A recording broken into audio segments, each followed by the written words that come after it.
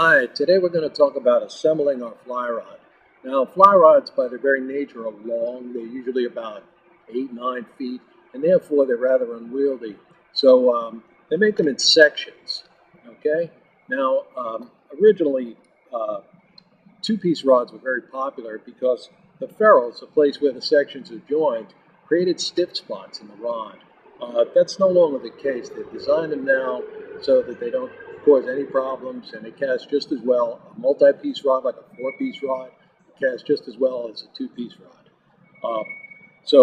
Therefore, most of you will be choosing the four-piece rod as opposed to the two-piece rod.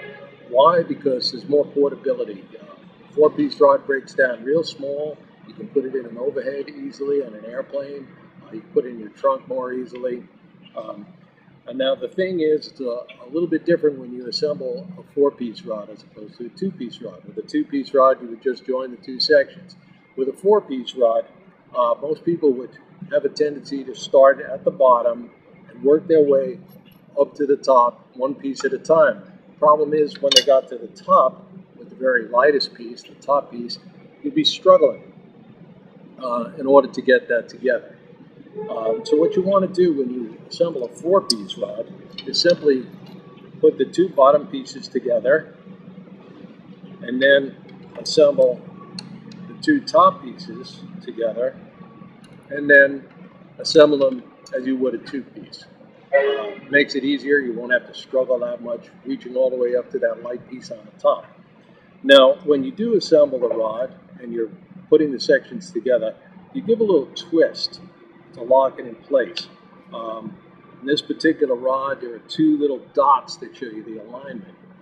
If you don't have these little markings on your rod, which you might not have, the way you do it is you just put it up on your shoulder and sight down the guides until you have the guides aligned. And again, join them, give a little twist to lock it in.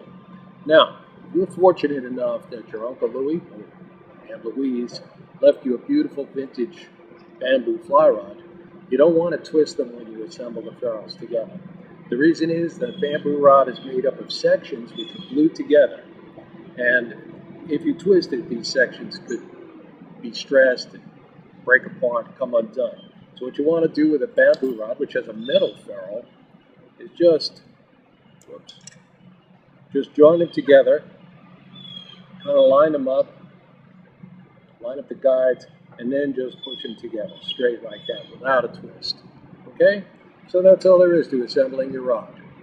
Thank you. See you later.